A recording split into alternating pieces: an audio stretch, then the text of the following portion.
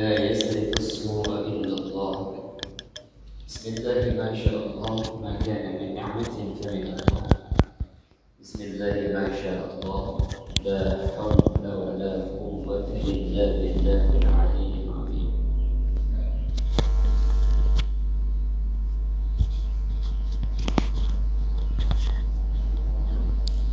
أشهد أن لا إله إلا الله وأشهد أن محمدا عبده ورسوله المبعوث رحمة للعالمين بشيرا ونذيرا. اللهم صل على سيدنا محمد وأصغي لي الظالمين بالظالمين. اللهم صل على سيدنا محمد وأصغي لي الظالمين بالظالمين وأخرجنا من بينهم سالمين وعلى آله وصحبه أجمعين. السلام عليك يا سيدي يا رسول الله. السلام عليك يا سيدي المهدي خليفة الله. السلام عليك يا سيدي الخدير بل يا ملك أبو العباس عليه السلام.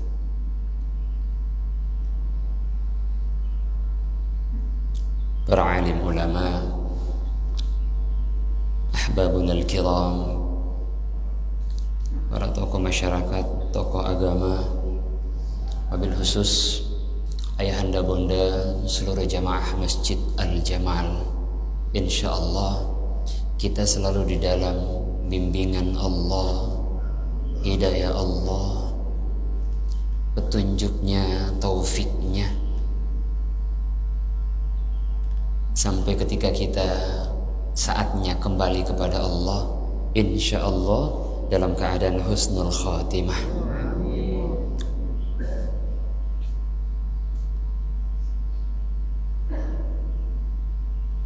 Saking sayangnya Allah kepada hambanya ini, kepada umat Rasulullah Sallallahu Alaihi Wasallam, Allah telah menyediakan satu istana besar di dalam surganya Allah Subhanahu Wa Taala untuk satu rumpun keluarga yang besar. Hati-hati ketika kita masih ada di dunia, candaan, tawaan, bahagia, ceria, kira-kira masih bisa nggak kita ketemukan candaan itu di akhirat nanti? Masih bisa nggak kita bertemu dengan keluarga kita, anak kita, istri kita dalam keadaan gembira, candaan? Kira-kira masih bisa nggak? Masih bisa? Yang jawab cuma 5 orang. Berarti yang bisa 5 orang doang ya. Subhanallah, Allah sampaikan di dalam Al-Quran surah yang ke-52 ayat ke-21. Surat apa itu 52?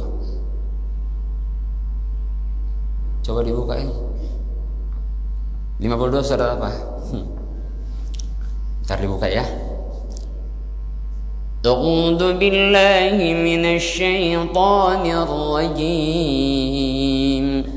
Bismillahirrahmanirrahim. Walladzina amanu wattaba'athum dzurriyyatuhum biimanin alhaqna bihim dzurriyyatahum. Itu luar biasa, Allah sampaikan itu enggak main-main. Ini salah satu dalil yang sangat kuat bahwa orang yang beramal, yang masih hidup beramal nih, disampaikan kepada yang sudah wafat, pasti sampai. Syaratnya iman. Baca Qur'annya, tahlilnya, tasbihnya, sedekahnya, dia hajatkan, niatkan untuk ahli kuburnya, sampai Ini ayatnya nih. Ya. Maka picik kalau ada orang yang mengatakan, ngapain baca Quran untuk sang mayit? Nggak bakalan sampai. Ya. Kalau masih begitu juga, suruh dia mati duluan, baru kita bacain. Kalau nggak nyampe, nggak balik lagi dia tuh. Ya, biarin aja di dalam kubur. Ini nih kelompok Wahabi Salafi ini. 2016 di CES-nya seluruh ulama besar, ulama dunia kumpul. Salah satu yang dibahas bahwa Wahabi itu bukan ahlu sunnah wal jamaah. Mereka ini bukan menghidupkan sunnah, tapi menghancurkan sunnah. Ini ulama dunia ya, bukan kata saya nih. Ya. 2004 Al-Alama Sayyid Muhammad bin Alawi Al-Maliki, beliau wafat 2004.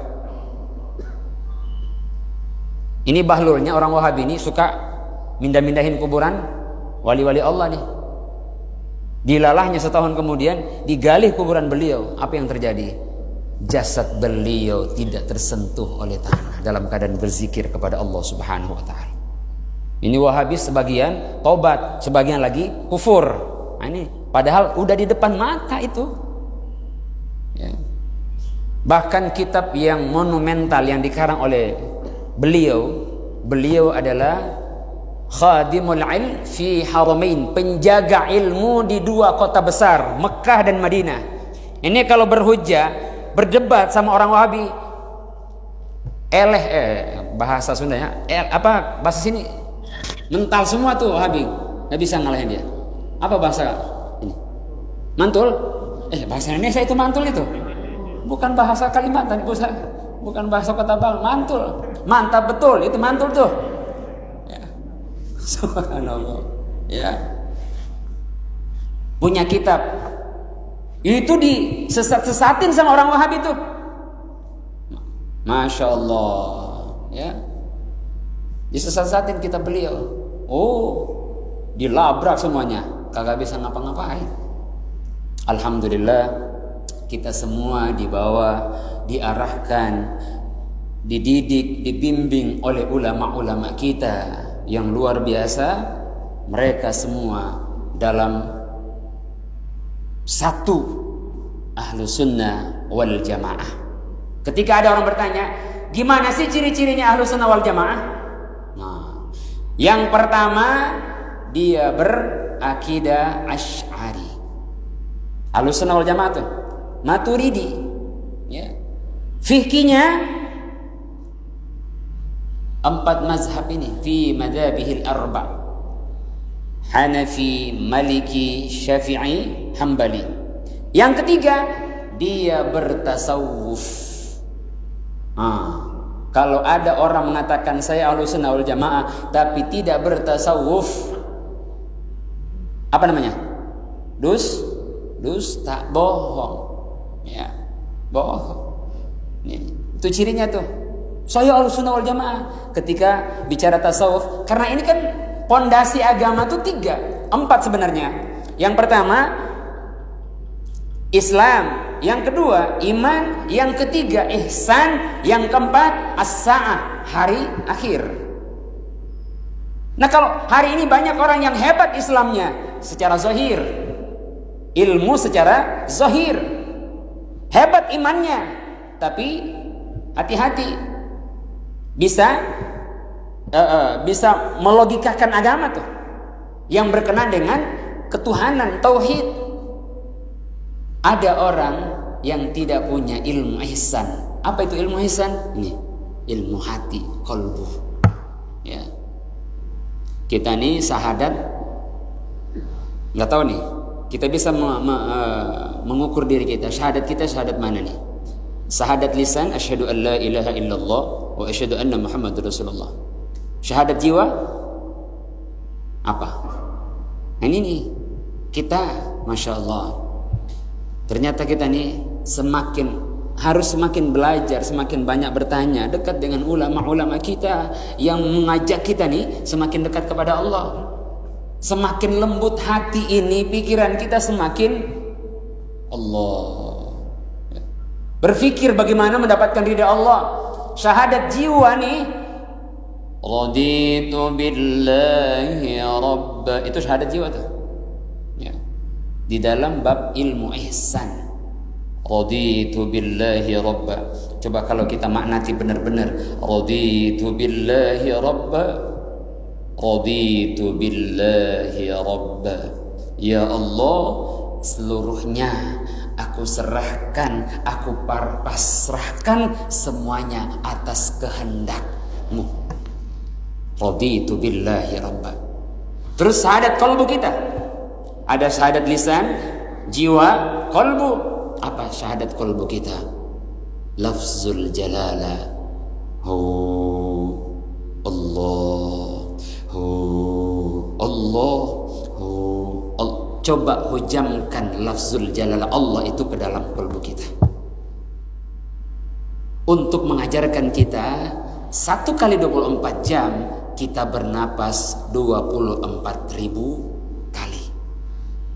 Ayo, 1 kali 24 jam 24.000 kali kita bernapas. Lantas napas kita ini kita gunakan apa? Makanya ulama-ulama dulu tuh napas pun mereka itu nggak sia-sia. Allah, walaupun nggak kedengeran tapi napas mereka Allah yang keluar. Allah. Ada Allah lafzul jalala, alif, lam, ha. Ada 4 huruf. Ketika Mbah Maimun, ulama alim wali Allah yang wafatnya di Mekah dari Jawa Timur, ya, Masya Allah.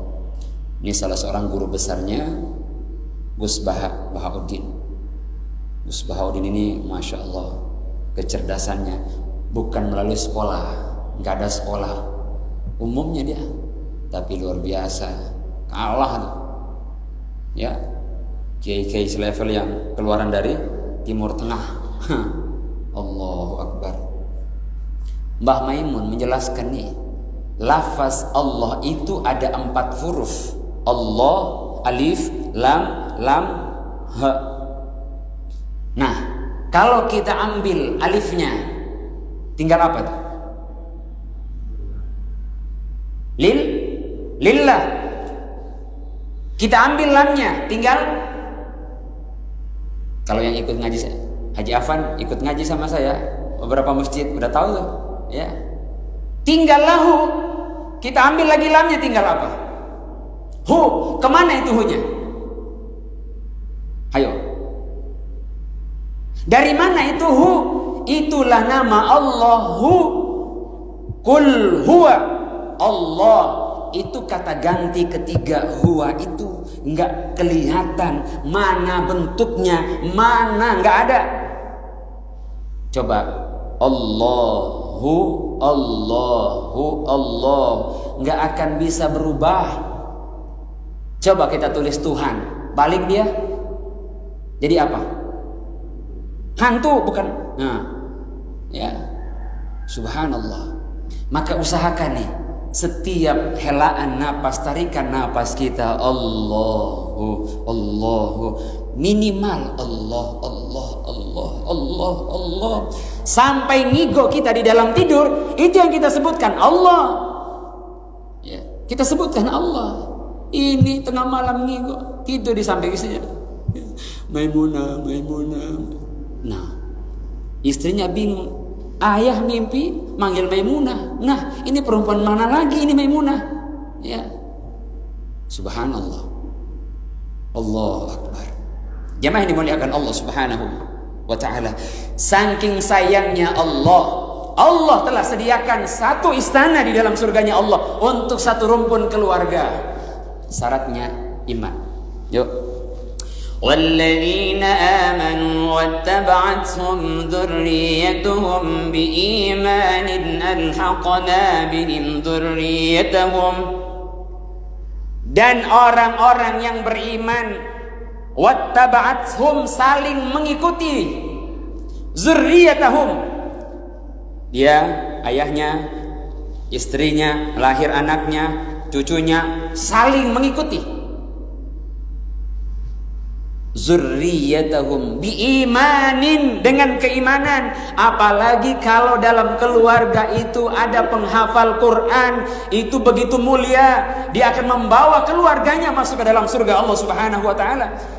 Di saat ada orang lain yang teriak di padang mahsyar di akhirat nanti meminta pertolongan, anaknya nggak bisa berbuat apa-apa. Di sisi lain ada orang tua, ayah bunda diambil sama anaknya, dipakaikan mahkota, masya Allah, dengan jubah kemuliaan dari surganya Allah, membawa kedua orang tuanya di singgasana surganya Allah Subhanahu wa taala. Orang tua lain teriak menjerit, tapi anaknya nggak ada yang bisa membantu. Di dalam hadis Imam At-Tirmizi, hadis 2915, bagaimana seorang penghafal Quran, tahun 2000 pas kejadian WTC, masuk 2001 tuh, pas kami ada di sana, masya Allah, itu kita mau masuk ke Afgan, dari Pakistan masuk ke Afgan. Di kereta kita digeledah sama orang-orang kafir Amerika, itu kan pemboman WTC itu. Luar biasa, kita sangat terbatas geraknya. Yang kita punya hanya tasbih sama siwak. Itu orang kafir Amerika pas ngeledah kita dapat tasbih. Ini apa? Dia nanya, what is this? Apa ini? Ya. Kayak butir-butir. Kalau ada soft gun ya. Tahu soft gun kan? Senjata yang butiran pelurunya tuh bulat kuning, pakai gas. Bukan senpi ya, tapi itu soft gun itu kalau kena tembak juga, semaput kita, ya, bisa semaput. Subhanallah. Dia tanya, kayaknya ini, dia pikir itu pelurunya, tasbih itu kan bulat. Dia pikir kita bawa soft gun, ada senjata. Gila bener ini orang Amerika nih. Ya Allah, gue pikir, gue sambit juga loh dengan tasbih itu pikiran saya. Mereka bawa senjata. Subhanallah, tasbih. Udah kita jelasin dulu. Tasbih nih siwak. Dulu pada zaman Umar bin Khattab berperang dengan Bizantium, kufar, hampir kalah kan. Akhirnya apa? Pasukan Mongoli, jenderalnya gitu, masya Allah, diperintahkan untuk melihat tentara Muslim di sela-sela itu. Dengan serentak Umar bin Khattab berteriak, kita ini meninggalkan satu sunnah Nabi kita, perintah Nabi kita. Para sahabat terkesima, ada apa ya Amirul Mukminin? Kita tidak menggunakan siwak. Maka saat itu para sahabat dengan serentak mematahkan pohon-pohon siwak itu. Masya Allah, langsung tuh pakai siwak. Itu komandan tentara Mongol melihat kondisi umat Islam yang ngasah giginya, bingung dia. Ya, ini umat Islam, jangankan pedangnya diasah, giginya juga diasah. Setajam apa itu gigi gitu? Pedangnya aja tajam, giginya aja diasah, apalagi pedangnya. Dari melihat sunnah itu, tentara kafir kalah. Cuman melihat satu sunnah dihidupkan.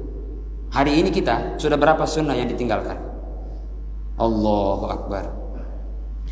Maka ketika kami satu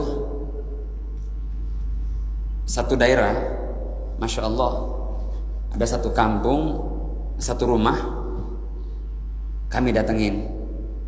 Allahu Akbar. Itu di pelosok Pakistan. Pakistan ini kan masya Allah orangnya tinggi-tinggi. Di situ juga ada salju tuh, ya. Ada satu rumah Kita masuk, dilayani kita. Punya anak 7 orang. 7 orang. Semuanya hafal Quran. Rumahnya miskin. Itu nggak tahu apa ya namanya. Miskinnya tuh nggak bisa dijelaskan gitu. Super miskin bener. Tapi punya anak hafal Quran semuanya. Allahu Akbar. Dalam keadaan miskin, makan pun susah, tapi punya anak 7 orang, semuanya hafal Quran. Ada anaknya yang umur 4 tahun. 4 tahun duduk di depan saya. Saya pengen baca Quran gitu. Alif Lam Mim. Allahu la ilaha illa huwal hayyul qayyum. Nazzala 'alaikal kitaba bil haqqi musaddiqan lima bayna yadayhi wa anzala at-taurata wal injil min qablu hudan lin-nasi wa anzala al-furqan. Nyeletuk ini anak, dilanjutin itu ayat. Innal ladzina kafaru lan Masya Allah. Inna Allah la yakhfa alaihi syai'un fil ardi wa la fis sama. Umur anak umur 4 tahun sudah hafal Quran. Ya. Umur 4 tahun sudah hafal Quran. Di sini umur 60 tahun belum hafal Quran. Iqra doang ya, baru Iqra hafal ya. Subhanallah. Maka berbahagialah orang tua yang punya anak hafal Quran. Udah hafal Quran, udah alim dia, dai lagi, ini tanpa batas. 10 ahli keluarganya yang pasti masuk neraka itu bisa diselamatkan oleh anak yang hafal Quran. Seorang alim, Allah, 70 ahli keluarganya bisa diangkat masuk ke dalam neraka. Udah hafal Quran, alim, dai, itu tanpa batas. Satu kampung itu dai, bahkan satu negara bisa diselamatkan oleh seorang dai. Masya Allah, udah dai, alim, hafal Quran, subhanallah, lengkap banget. Makanya di Sulawesi Selatan, di Bugis itu, apalagi di Bone, kampung kami, ya, kampung Haji Diman juga nih, dari Makassar, orang-orang Makassar, orang Bugis. Itu kalau ada laki-laki yang ngelamar seorang wanita, bukan rumah, harta yang mewah, ditanya bukan. Udah bisa baca Quran, hafal berapa? Ya Allah, banyak itu anak muda yang nggak bisa ngejawab. Subhanallah. Dia kira dilihat hartanya, pangkatnya, mobilnya, rumah. Bukan, ditanya orang tua nih. Udah bisa baca Quran, hafal Quran berapa? Masya Allah. Itu luar biasa. Beda. Sekarang nih, kalau ada ngelamar anak putrinya, yang dilihat rumahnya dulu, tingkatnya berapa, ya, kamar mandinya berapa, garasi mobilnya berapa gitu. Tapi agamanya nggak ada. Innalillahi, hancur keluarga. Harusnya orang tua, sanggup nggak engkau membawa anak aku masuk ke dalam surga? Jarang sekarang orang tuh begitu. Ya. Ketika ada laki-laki 3 orang datang melamar seorang, masya Allah, seorang gadis cantik, hafizah lagi, sama dengan anak saya. Anak saya kan ada gadis ini hafal Quran. Pak Kiai, pengen dong ngelamar anaknya. Langsung saya tanya, udah hafal Quran belum? Nah, mental dia, agak bisa. Ya, hafal Quran dulu, baru datang. Datanglah 3 orang, namanya Anas, kemudian namanya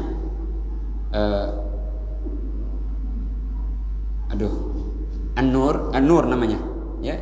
Ketiga lagi lupa saya namanya, Muzammil, ya. Kenal Muzammil?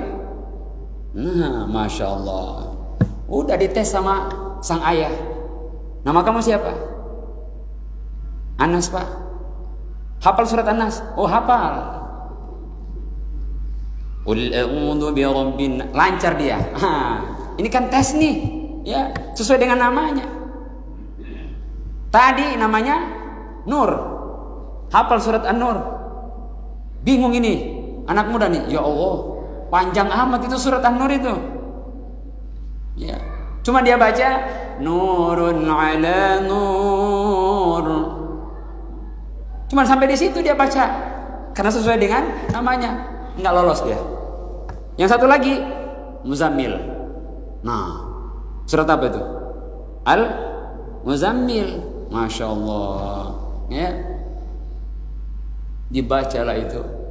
Yang lolos cuma An-Nas. Yang An-Nur tadi, kalau begitu ganti Pak, Al-Falak nama saya. Nah, nggak bisa, ya, pendek gitu. Subhanallah. Jamaah yang dimuliakan Allah Subhanahu Wa Taala. Pernah satu ketika di Mesir ada satu kampung dusun yang begitu terisolasi gitu. Ada seorang anak namanya Muaz, buta matanya, umur 4 tahun, 5 tahun. Saking pengennya dia menghafal Al-Quran, dia sampaikan kepada ayahnya, ya tolong carikan aku seorang guru hafal Quran, aku ingin menghafal Al-Quran. Umur anak 5 tahun, buta matanya, pengen hafal Quran. Dicarilah sang guru untuk mengajarkan sang anak agar supaya bisa hafal Quran. Ada-adanya 20 kilo jaraknya dari rumah sampai ke tempat sang guru Al-Quran. Subhanallah. Nyampe di sana disuruh baca. Iqra ya bunai, baca wahai ananda. Alif lam mim. Dzalikal kitabu la raiba fihi hudal lil muttaqin. Bun, iqra. Bukra. Udah selesai, besok balik lagi. Subhanallah, itu jaraknya 20 km, bolak-balik 40 km. Satu ayat dibaca satu hari, besok disuruh pulang lagi.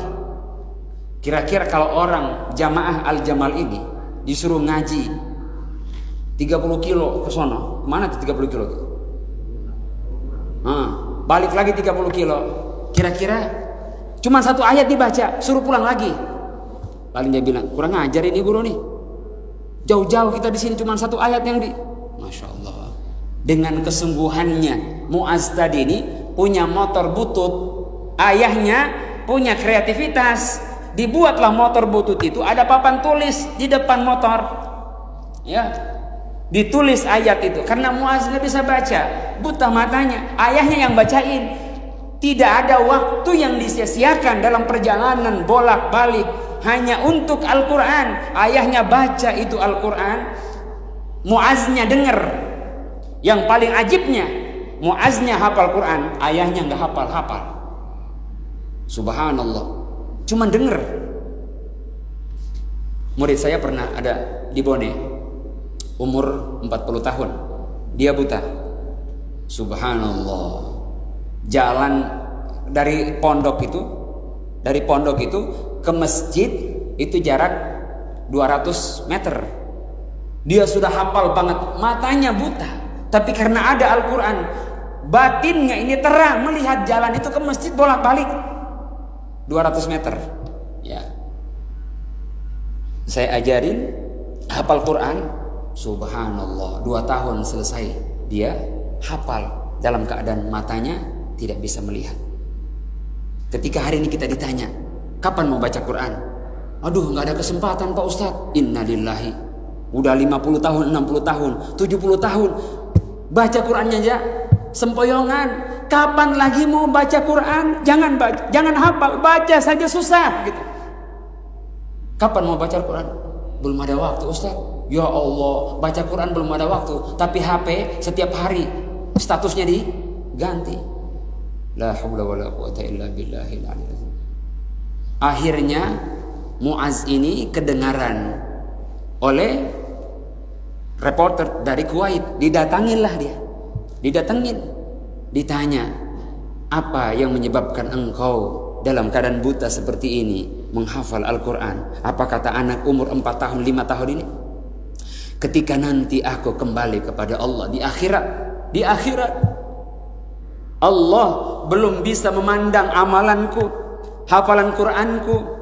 Aku pasti minta kepada Allah, ya Allah, ya Rabb, tolong ringankan sedikit sisaanmu ya Allah, karena aku telah menghafal Al-Quran di dunia dalam keadaan buta. Ya Allah, inilah kesungguhan aku. Itu anak kecil umur 5-6 tahun gitu. Kalau dia baca Quran salah atau belum ada ganjaran buat dia.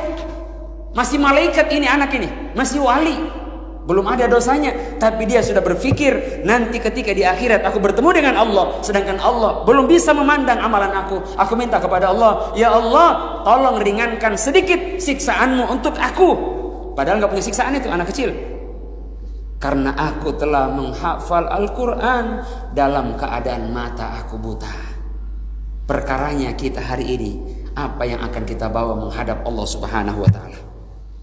Dalam keadaan melek, dalam keadaan jasad kita ini diberikan nikmat oleh Allah, umur panjang, sehat, makan, nikmat, tapi amalan apa kita? Kita minta doa sama Allah, sangat prestisius. Ya Allah, berikan aku surga Firdaus ya Allah, surga Firdaus. Ilahi las tulil firdausi ahla wala aqwa ala naril jahimi. Ini permintaan Abu Nawas nih ya. Kenal Abu Nawas? Kenal nggak Pak Abu Nawas? Namanya doang, jangan kenal orangnya. Kenal di mana ya. Dengar namanya. Subhanallah, minta surga Firdaus. Malaikat bingung, lu minta Firdaus tapi amalan lu apaan? Nih, Imam At-Tirmizi lahir 290 Hijriah. Di akhir masa beliau matanya buta karena banyak menangis. Imam At-Tirmizi ini imam besar, bukan imam masjid ya, bukan, imam besar. Masya Allah, yang menetapkan hukum, memberikan fatwa ya. Hafal Quran, hafal ribuan hadis. Subhanallah, sholat malamnya nggak pernah lepas, puasa Senin Kemisnya nggak pernah ditinggalkan. Tapi ketika akhir hayatnya beliau banyak menangis sampai matanya pun buta. Ditanya sama orang, maha kata ya Syekh, ada apa seperti ini ya Syekh, engkau bisa banyak menangis kemudian jadi buta mata seperti itu? Apa kata beliau? Aku takut ketika aku nanti kembali kepada Allah, amalanku belum cukup untuk menghadap Allah Subhanahu wa Ta'ala. Ini imam besar, hafal Quran, hafal hadis, Senin Kamisnya Masya Allah, puasa sunnahnya Allah, sholat malamnya. Tapi dia masih sangat-sangat takut ketika nanti menghadap Allah, amalannya, amal ibadahnya belum cukup dan belum dipandang oleh Allah Subhanahu wa Ta'ala. Kita ini siapa? Bukan imam besar, hafal Quran juga HCS susah gitu ya. Hafal hadis apalagi, sholat malam, ayo. Mudah-mudahan jamaah Al-Jamal ini sholat malamnya walaupun 2 rakaat tetap dijaga. Habis sholat tarawih, kemudian witir, terus istirahat sejenak, bangun sebelum sahur, dia sempatkan untuk sholat malam, sholat tahajud. Apalagi penghafal Quran, apalagi alim ya, itu sepasang, sepaket. Yang hafal Quran harus bangun malam ya. وَمِنَ اللَّيْلِ فَتَهَجَّدْ بِهِ نَافِلَةً لَكَ عَسَىٰ أَن يَبْعَثَكَ رَبُّكَ مَقَامًا مَحْمُودًا وَنُنَزِّلُ مِنَ الْقُرْآنِ مَا هُوَ شِفَاءٌ. Sepaket sholat malam dengan Quran itu sepaket. Kalau ada penghafal Quran nggak bangun malam, bullshit. Jadi macet ya. Makanya untuk memurajaah Al-Quran, Masya Allah, tidak ada waktu lagi kecuali di tengah malam bangun kepada Allah. Makanya saya memprogramkan anak santri itu bisa selesai hafal Quran 30 juz 8 bulan. Startnya dari mulai selesai tahajud. Hanya 2 jam saja sehari digunakan waktunya untuk hafal satu halaman. Hanya 2 jam. Nggak dipakai waktu itu semuanya, enggak. 2 jam saja dengan pembagian waktu yang bisa masuk ke dalam otak dia. 8 bulan selesai 30 juz. Ya. Maksimal itu anak bisa selesai 2 tahun. Yang paling sudah bobel, yang paling berat banget itu 2 tahun. Ya. Yang paling berat. Masya Allah. Ada seorang tua umur 72 tahun dengan sungguh-sungguh ingin menghafal Al-Quran. 2 tahun selesai dia hafal 30 juz. Pas 23 tahun is dead. Beliau wafat.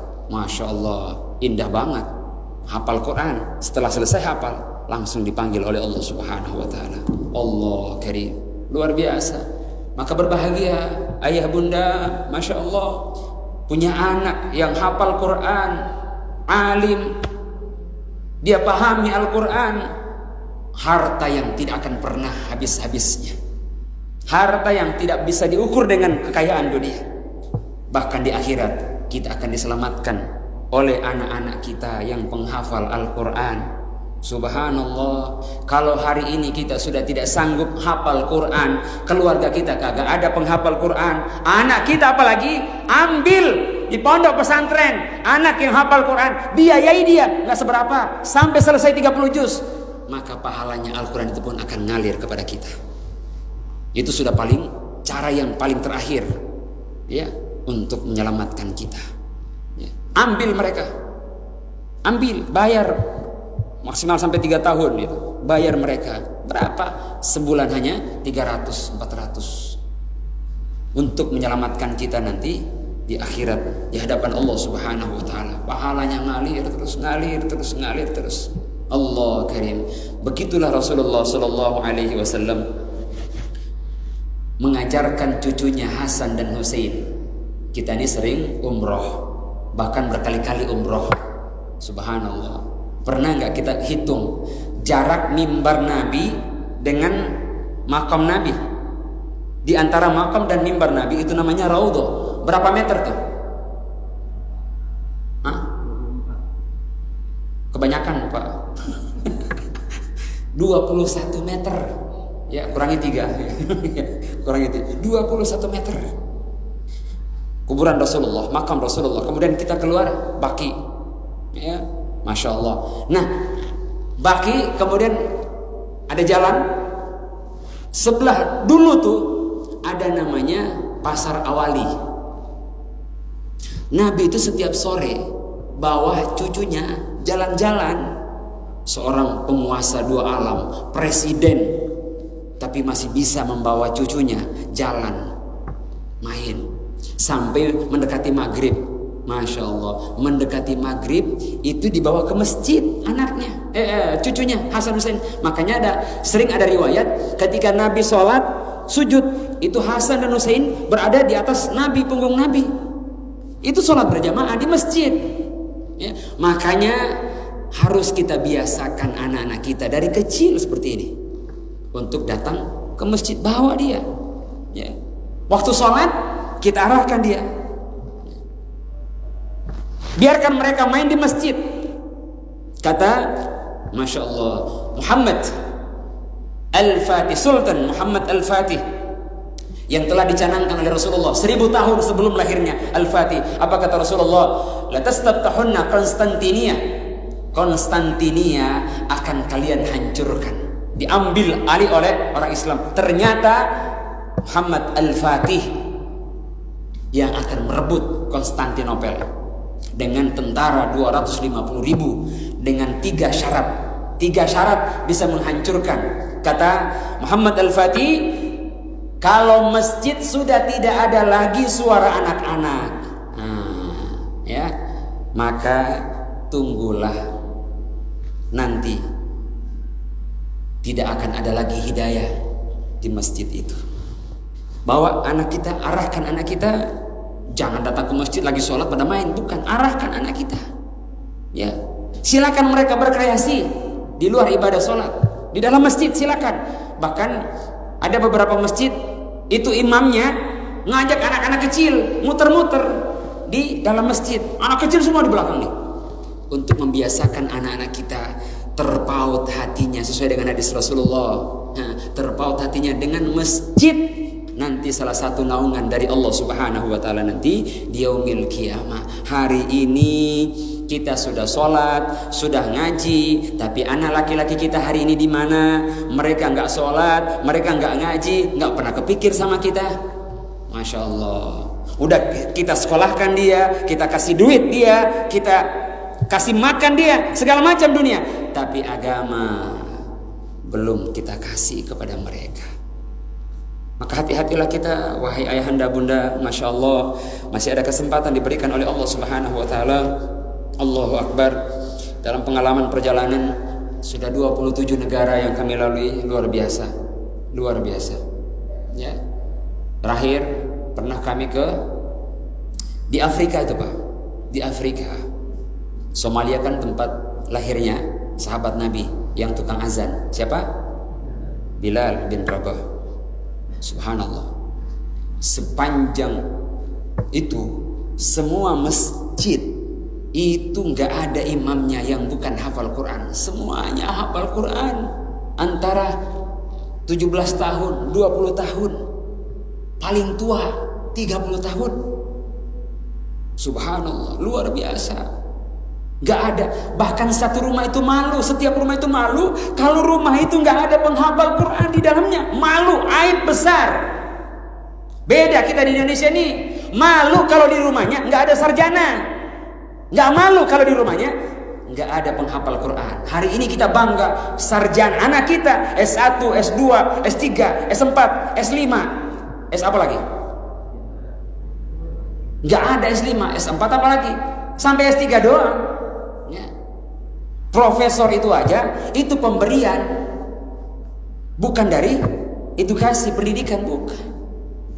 Ya, level pendidikan yang paling tertinggi itu S3. Subhanallah. Malu Pak di rumah mereka kalau nggak ada penghafal Quran. Ya Allah, malu, malu, sangat malu, aib. Dan Allah karim, luar biasa. Sana rata-rata imam masjidnya istrinya 3. Di sini imam masjid istrinya berapa? 1, masya Allah. Ya, di sana istrinya sendiri yang mencarikan istri lagi untuk suaminya. Karena apa? Ingin janin itu diteteskan darah hafal Quran, darah alim, agar supaya generasi berikutnya seperti itu. Ini yang dicari, masya Allah.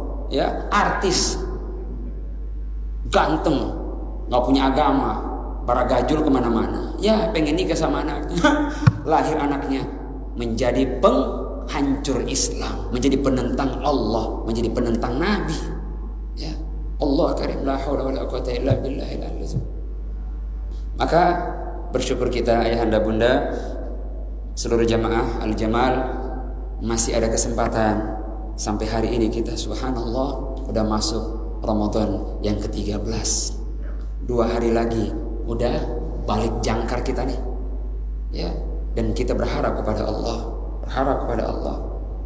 Allah sampaikan afiat umur kita ini sampai selesai bulan Ramadan ini, dan insya Allah kita beraktivitas 11 bulan ke depannya dalam nuansa jiwa, diri kita, kolbu kita nih, zahir batin kita bersih. Ada ridha Allah, ada cinta Allah, ada janji Allah, ada kasih sayang Allah, dan ada cahaya Allah untuk persiapan kita 11 bulan ke depan ini.